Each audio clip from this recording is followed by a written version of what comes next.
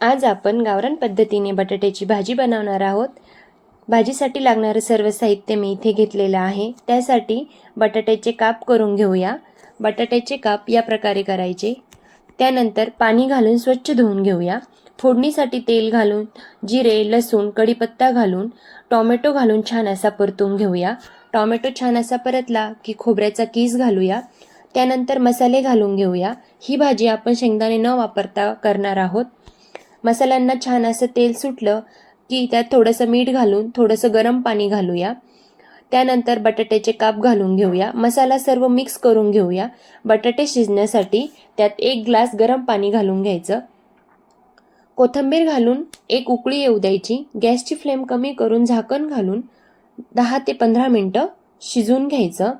10 ते 15 मिनिटांनंतर आपली भाजी तयार आहे। रेसिपी आवडली असेल तर सबस्क्राईब नक्की करा।